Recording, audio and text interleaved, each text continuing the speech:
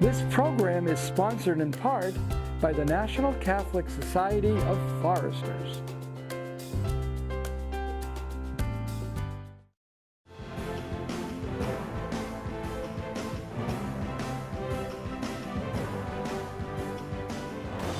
Hello again and welcome to Looking at Social Justice. I'm Jim Grant, the Director of Social Justice Ministry for the Diocese of Fresno, and it's a real privilege each week to meet a different person living here in the Valley, usually, who does something in the area of social justice. Could be that they do it professionally, could be doing it part-time, could be doing it in a way that you may not connect it to it. But today we have a guest who is the Director of Right to Life of Central California. His name is John Girardi. He did go to Notre Dame, which is okay. I'm going to suppose he didn't want to go to Boston because he would have gone to Boston College. Same idea, same idea. Went to the Notre Dame School of Law, awesome school if you don't go to Boston College School of Law. They're both good. What I'm saying is we have a very well Catholic trained lawyer here in our midst. But he is also a parent. He's also a person passionately committed to the principle of the life and dignity of every single human being. And that's what we're going to talk about today. He will be one of those guest speakers at the Diocesan Congress being held in Visalia October 12th and 13th. And it's going to be great to know that his commitment to what is the Catholic teaching on abortion will be the presentation he'll be giving at the Congress. But today we're going to stick on that one principle of the life and dignity of the human person. We'll open our program with a clip that comes to us from the United States Conference of Catholic Bishops and Catholic Relief Services. It's 3 minutes, 20 seconds introducing us to this principle. Let's see it or hear it and find out where John and I go with it.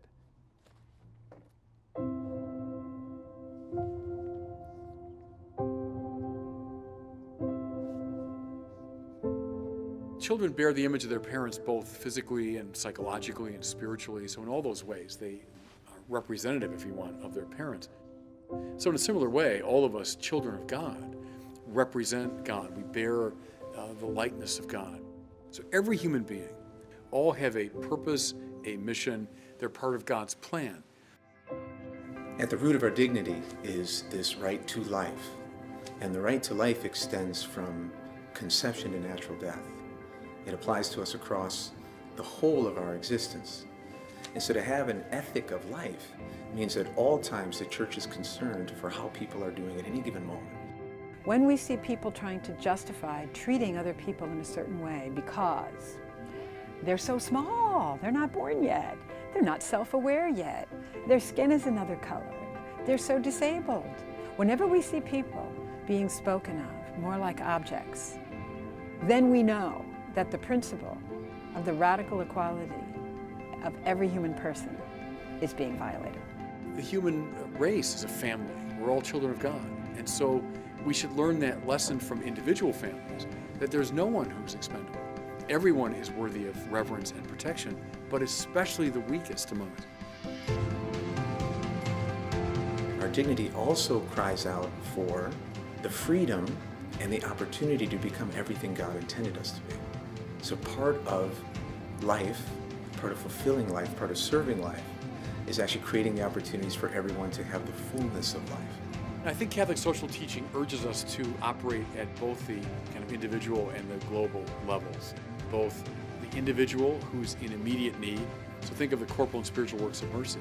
At the same time, we have to be attentive to the more global, the more societal violations of justice.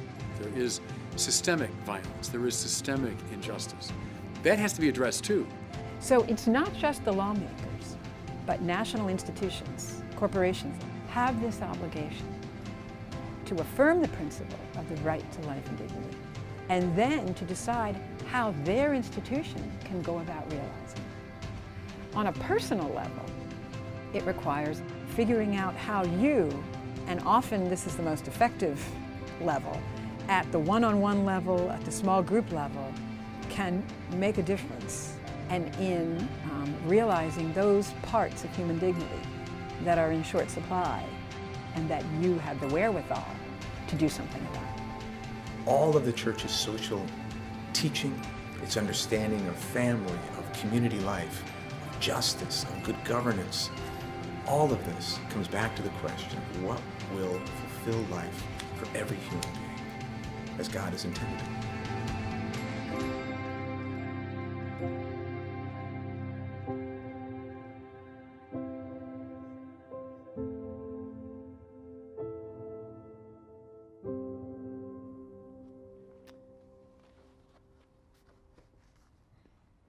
John, by introduction, you may want to say something more about Notre Dame. You really might. Or anything else about yourself that lets us appreciate how it is and how long it is that your commitment has been in this direction, to be so involved with the life and dignity of every human person. How far back does that go, and what did Notre Dame do for you in that direction? Well, I'll first start by commenting that the one thing every Boston College student has that every Notre Dame student does not is a rejection letter from Notre Dame. But that aside, I'll move forward. I'll move along. We'll leave that aside. You give, I will give back. I've been very concerned with issues about human dignity and the dignity of, particularly as it relates to questions like abortion, assisted suicide, embryo-destructive stem cell research, things like that. Really, since my parents' conversion to Catholicism, they converted, or my mother converted, my father reverted a little later in life, so when I was about 5 years old. So I remember my baptism, actually, unlike most Catholics. Wow. Yeah. And my mother in particular were voracious readers and sort of came to learn more about the Church's teaching on these questions. And I began actually to be involved as a volunteer with Right to Life of Central California as a teenager. And the educational programs they had really impressed upon me the critical importance of these issues. So when I went to Notre Dame, I wound up becoming the president of Notre Dame Right to Life. And working, and my studies kind of tended to center around a lot of these ethical questions. So I got a supplemental major in philosophy and took a lot of courses reading John Paul II, and when I got to law school, my interest in these topics continued, and I wound up taking classes from some great people at Notre Dame, Richard Garnett, Carter Sneed, who was the former, he served as counsel for the President's Commission on Bioethics that was set up under President George W. Bush, and helped set up limiting principles to prevent federal money from going to funding embryo-destructive stem cell research.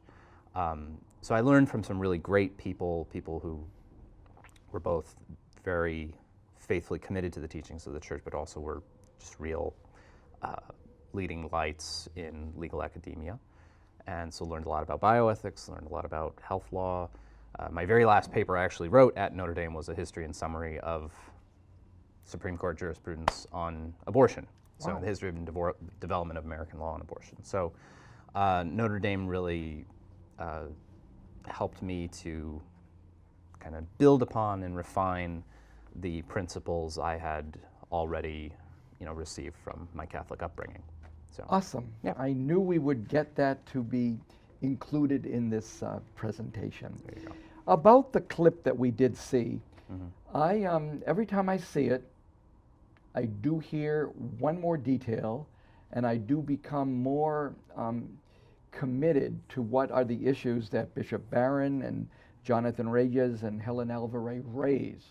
Was there anything in particular that would be something that when you saw it and heard it, it just is something that does keep you focused on what is the most important part of that first Catholic principle of the life and dignity of every human being? What is it that is so special about each person? Well, I think there's a risk sometimes when talking about this in the public forum that people think of this as like a weird Catholic commitment, a weird, particularly Catholic commitment, that our opposition to something like abortion, for example, is, you know, it's similar to believing that you should go to church on Sunday. Now, the fact that you should go to church on Sunday is something that's part of divine revelation. We can only know about that from divine revelation. It's one of the deliverances of faith that St. Thomas Aquinas talked about. But a commitment to something like killing human persons is wrong, is not something that's a deliverance of faith. It's a deliverance of reason, and it gets buttressed by faith. It's buttressed by what God reveals through revelation, but it's something that you can conclude on your own. So I'd like a lot of the statements that Bishop Barron and others were saying were these ideas, not simply saying, you know, the Bible says, you know, abortion's wrong. Here are all these psalms that say God, you know, knitted me in the womb and I'm fearfully, wonderfully made. And we do have language in there about being made in the image and likeness of God, but chiefly what we're talking about are these generally applicable principles that lots of people, atheists, non-Catholics, non-Christians, whatever, believe about radical human equality, that at our root there's a certain equality, there are certain qualities that make us all human, and that should be respected. I also really, I appreciated the fact that they mention law, because one thing I find is that people will say things like, well, we just got to change hearts and minds. We got to change hearts and minds. And that is true. We do have to change hearts and minds, but it undervalues two things. One is the formative power that law has to shape hearts and minds. I mean, the best example of this is Roe versus Wade. Before Roe versus Wade, vast majorities of Americans were in some way morally opposed to abortion, even lots of people who were not particularly Catholic or Christian. After Roe v. Wade, the numbers really flipped, and it's low point, I'll say, in the 90s, where you had large majority of Americans thought abortion was morally permissible. And the fact that it became legal had a huge impact in how people thought of it.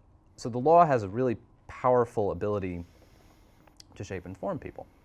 It's also this principle that I think Martin Luther King, I forget his exact quote, but he said something about, you know, I would prefer that my fellow man love me and not want to lynch me, but I'll be satisfied with having a law in place so that he's too scared to lynch me. Like, there's a basic protective quality to law that even if it's not changing hearts and minds, at least people still aren't dying.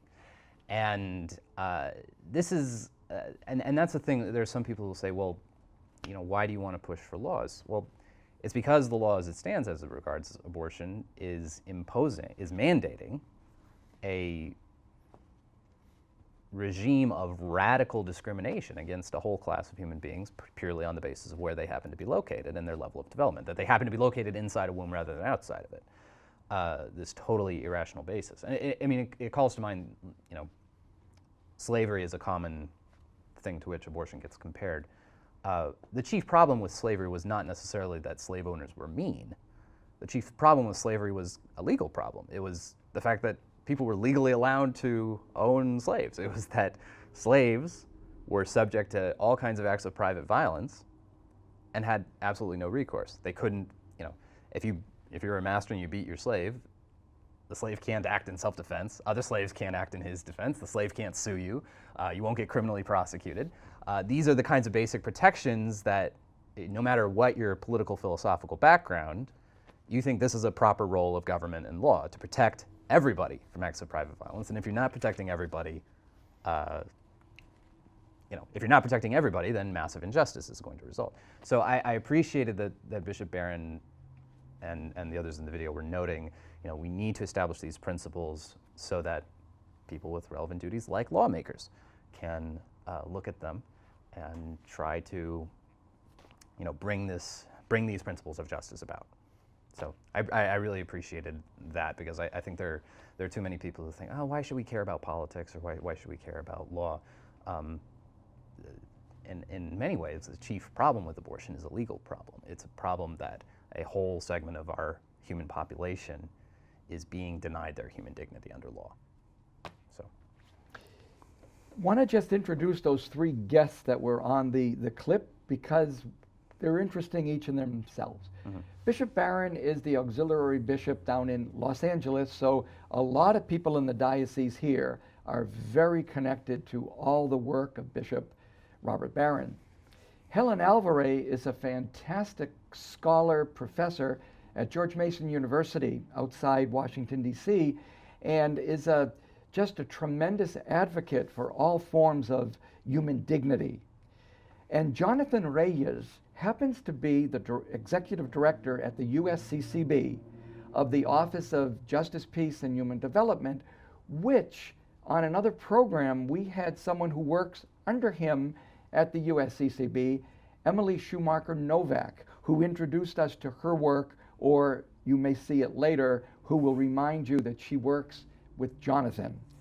What's great about that video, I think in 3 minutes, it gives us an idea, but it's not only about abortion. No. And I think what I want to open up now is sort of like a thing that not everyone sees connected to this issue, but I can't let it go by without reflecting on it with you as a lawyer. Mm-hmm. So very recently, Pope Francis has written already in his papacy several times about the need for the Catholic community to follow the lead of the recent pontiffs in clarifying the teaching on death penalty.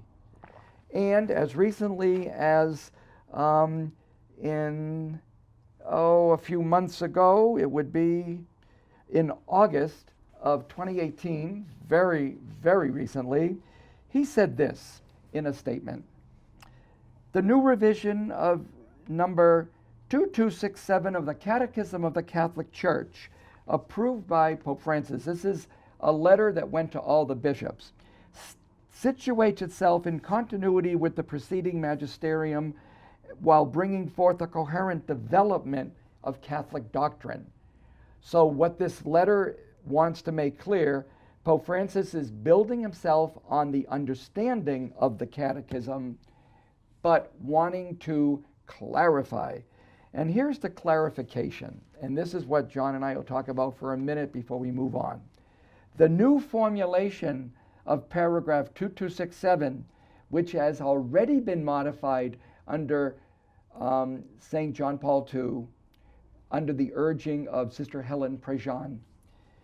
The revision desires to give energy to the movement towards a decisive commitment to favor a mentality that recognizes the dignity of every human life, and in respectful dialogue with civil authorities to encourage the creation and conditions that allow for the elimination of the death penalty where it is still in effect, because what the Pope says and what the Catechism now states, death penalty for the Catholic community is inadmissible.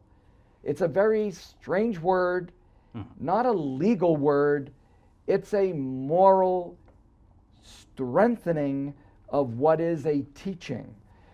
Can you work with me on this, John, so that I'm going to be giving a talk while you're talking on the fundamentals of the Catholic teaching against abortion. I'll be in a different room talking about Catholic teaching is now that the death penalty is inadmissible. Sure. Talk to me about what you find important in the Pope's revision. Sure.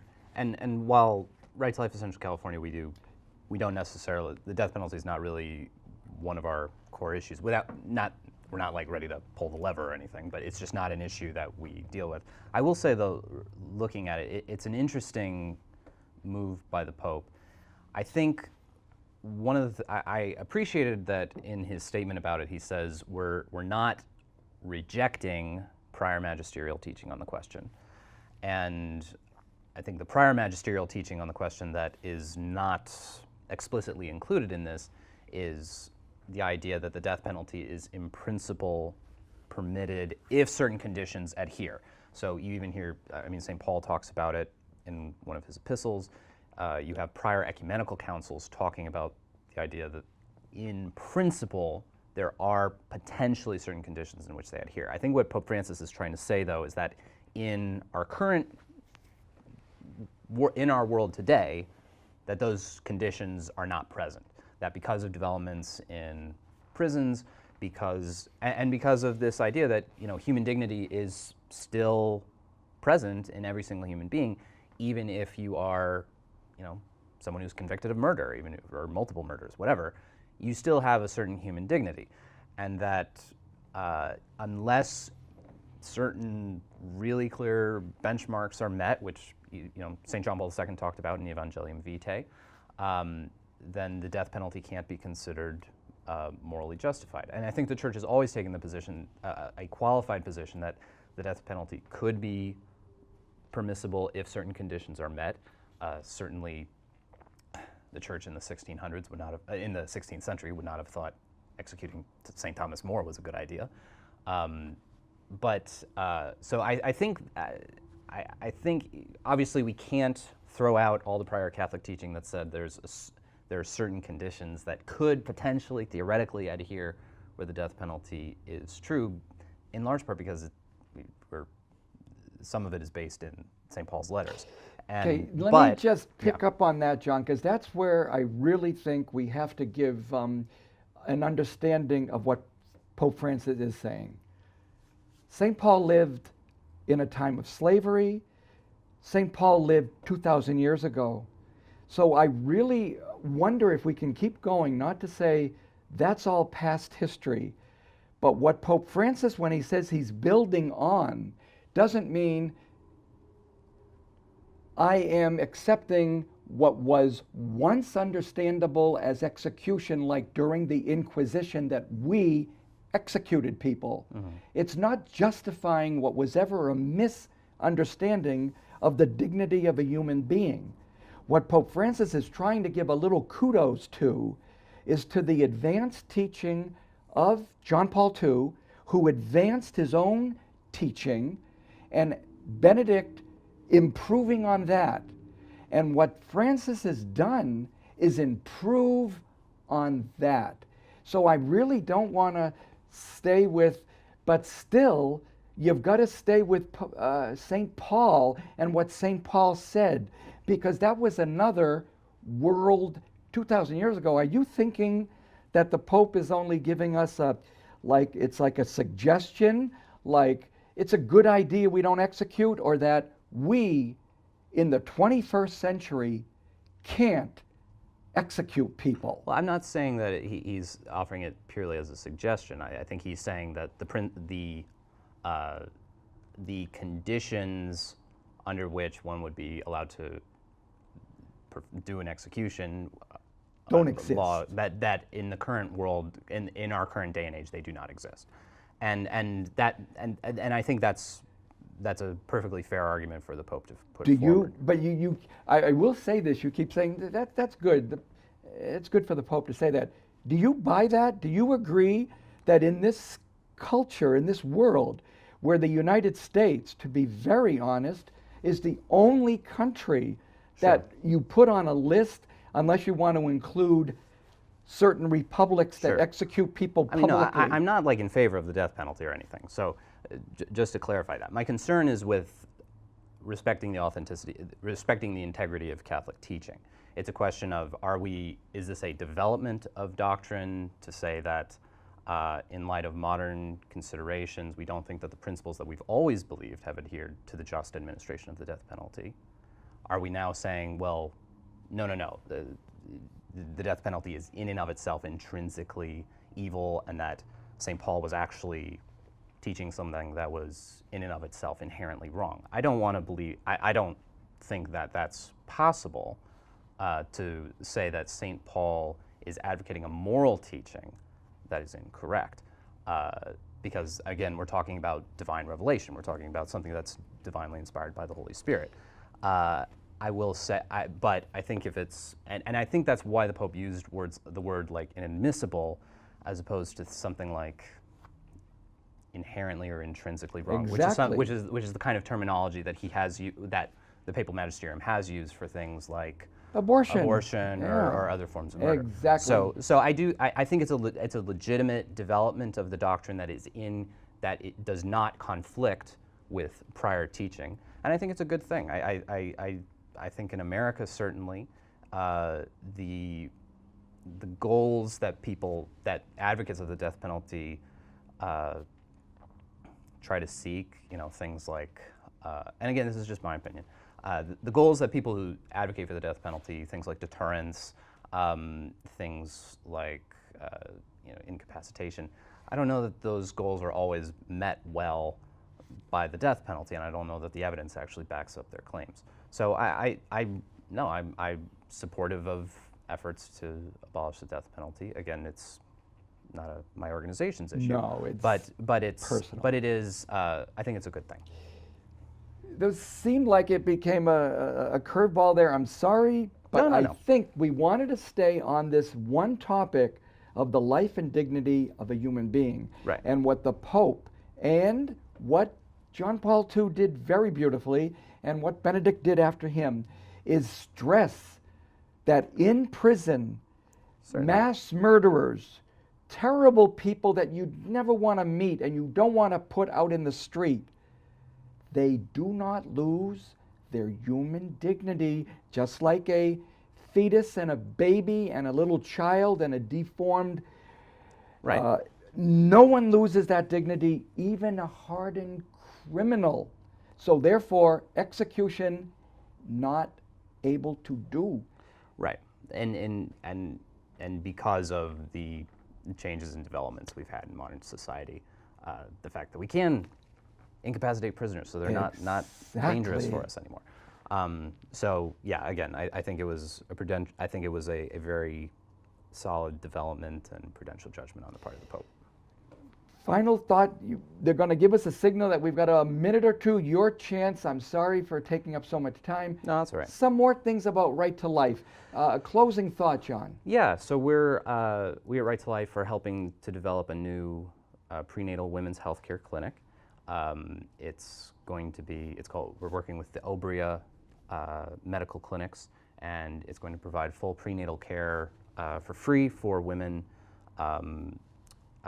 full prenatal care, STD testing, ultrasounds, all kinds of things from a pro-life perspective to help women who are facing difficult pregnancies. So we're hoping to get that started next year. And we're looking forward to all kinds of great educational initiatives with different schools and Catholic and Protestant churches, et cetera, throughout the Valley. So, How can people be in touch with Right to Life of Central California? yeah, they can either give us a call at 229-2229, 229-BABY. They can visit our website, rtlcc.org, or they can check us out on Facebook, on Twitter. Just look for Right to Life of Central California, and we'd be happy to come to your church or your school or your youth group or whatever it is and share the gospel of life. So, I'm really glad that John Girardi was here as the Executive Director of Right to Life of Central California, but this time speaking himself as a Catholic. It admits the difficulty that many people will be having with this idea of death penalty and capital punishment. It's something we have to look at as a church, and I thank John for his insights on this topic. Thank you, and God bless.